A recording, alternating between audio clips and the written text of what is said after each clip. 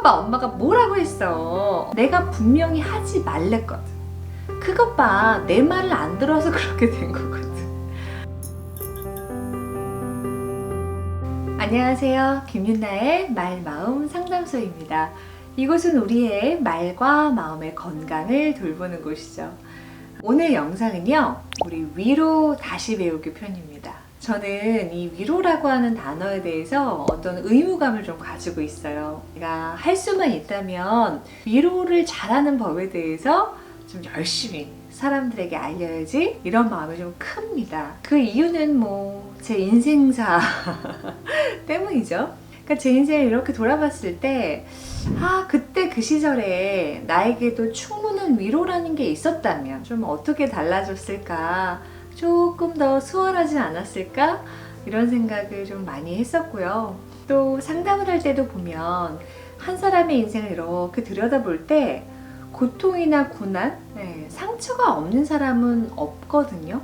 그런데 그 중간중간에 위로를 받았던 삶과 그렇지 않았던 삶은 좀 다른 것 같아요. 그러니까 위로가 없는 삶은요, 좀 많이 돌아가야 된다고 할까요? 그러니까 좀 더 고단하죠. 그러니까 사람에게 위로를 받는다는 것이 매우 중요한 일인데, 그만큼 우리가 받기 어렵다는 건 무슨 말이겠어요? 위로를 하기가 어렵다는 거죠. 또 마음은 있지만 또 잘못된 위로를 하는 경우도 많고요. 그래서 말마음 상담소에서는요, 틈틈이 위로를 제대로 하는 방법에 대해서 영상을 좀 준비해 보려고 합니다. 오늘은 그 중에서도 바로 이 말에 대해서 생각해 보려고 하는데요. 그것 봐, 내 말이 맞지? 그것 봐, 내가 뭘 했어? 이런 말 혹시 자주 사용하시나요? 이 말이 왜 위로에 도움이 되지 않는지 지금부터 이야기를 좀 나눠볼게요. 며칠 전 있었던 일이에요. 제가 이제 거실에서 제가 앉아있고, 제가 아들만 둘 키우거든요. 이제 8살, 4살짜리 아이들이 이제 앞에 앉아 있었어요. 근데 저희 둘째가 몸집이 아직 작은데, 그 의자 정중앙에 앉으면 좋잖아요. 근데 꼭 가장자리에 이렇게 위험하게 좀 걸터 앉아 있는 거예요. 그래도 안 그래도 제가 이제 떨어질까봐 이렇게 눈으로 좀 주의하면서 보고 있었어요.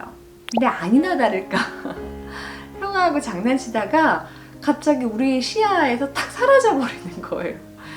툭 떨어진 거죠. 다행히 고양이 낙법으로 딱 떨어져 갖고 다치지는 않았거든요.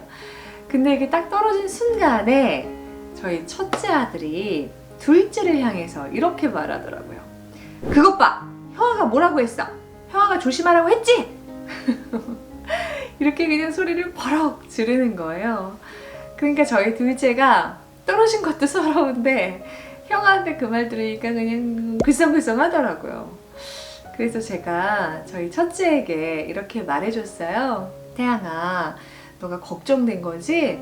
동생이 떨어져서 너 놀랬지. 근데 그 마음을 전하려면 그것 바로 시작하면 전달이 안 돼. 그것 봐 대신에 괜찮아? 이 말이 먼저야. 이렇게 말해줬거든요. 근데 자기가 이렇게 생각해보더니 그 말이 맞는 것 같은가 봐요. 그제서야 저희 둘째한테 괜찮아? 굉장히 어색하게 이렇게 말을 하더라고요. 근데 또 동생 그 말을 듣고 괜찮아 하면서 자기네들끼리는 아무 일도 없었다는 듯이 또 잘 놀죠. 근데 저는 그 모습을 보면서 저희 첫째가 그 말을 어디서 들었겠어요? 저희 부부가 또 무심결에 사용하는 말 아니었겠어요? 근데 저는요, 괜찮아로 시작하려고, 그러니까 그것 바로 시작하지 않으려고 굉장히 의식하는 엄마 중에 하나입니다. 그런데도 쉽지는 않은 것 같아요. 이제 아이들하고 같이 있을 때 엄마는 아이들을 눈으로 이렇게 관찰을 하잖아요. 그러니까 위험한 것들이 보이거든요. 이게 두 걸음 더 가면 이거 쓰러뜨리겠는데? 저러다가 넘어지겠는데? 이게 예상이 돼요. 그래서 아이들한테 말을 해주죠. 조심해. 그러다 넘어질 것 같아. 똑바로 앉아. 떨어져. 이렇게 말을 해주는데 애들이 듣습니까?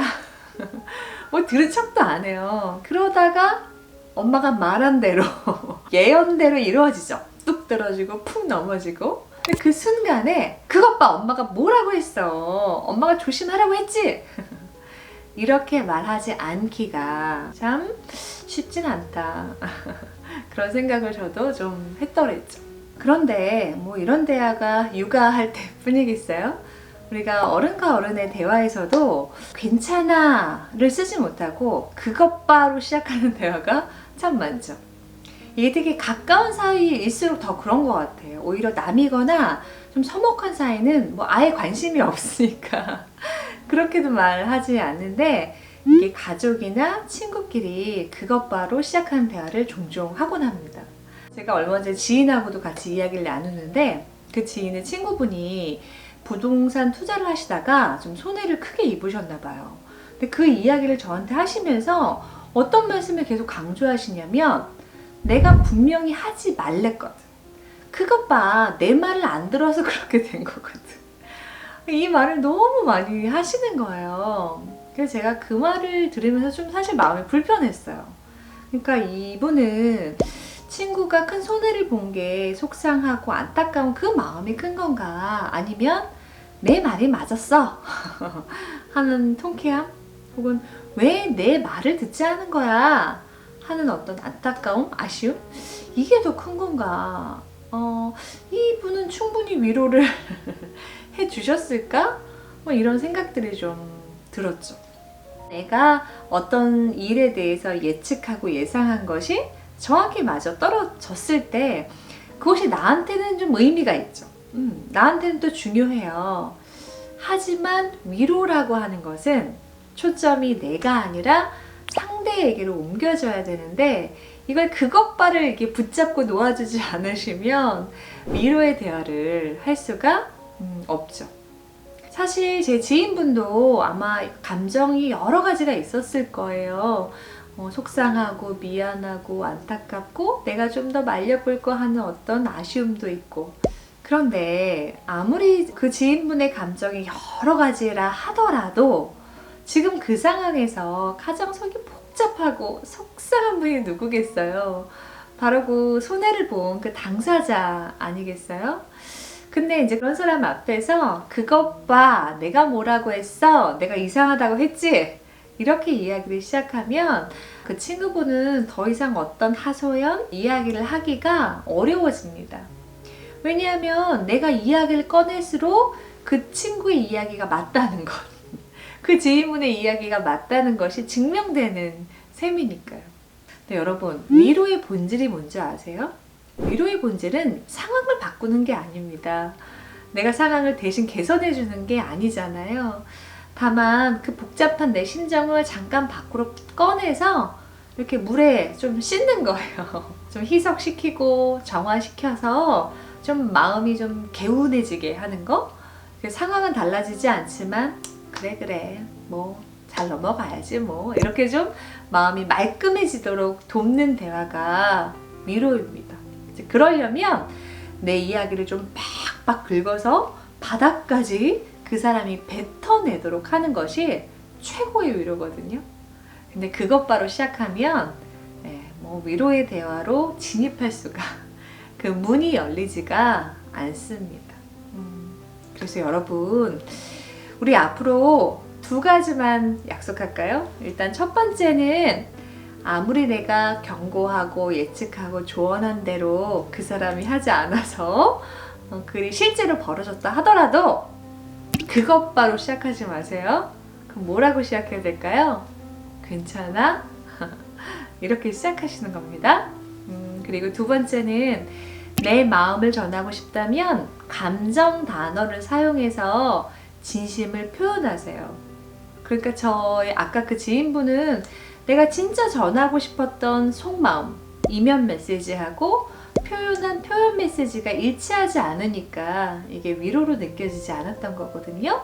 그래서 내가 지금 느끼는 감정들, 내가 속상하다, 안타깝네, 미안하다, 어떻게 위로해야 될지 나도 조금 망설여지네, 이런 느껴지는 감정들을 사용해서 말을 건네는 것, 그것이 좋은 위로의 첫 시작이 될 수 있다는 것 기억하셨으면 좋겠습니다. 왜 우리가요, 아 다르고 어 다르다 이런 얘기 하잖아요. 근데 특히 위로할 때는 더 그런 것 같아요. 네. 좀 힘든 일을 겪고 있고 마음이 아픈 사람 앞에서 하는 말이기 때문에 우리가 조금 더 조심해야 되는 것 같아요. 그래서 우리 뭐 큰 위로든 작은 위로든 구운 말고 한번 제대로 해봐서 서로 잘 기대면서 살 수 있었으면 좋겠습니다.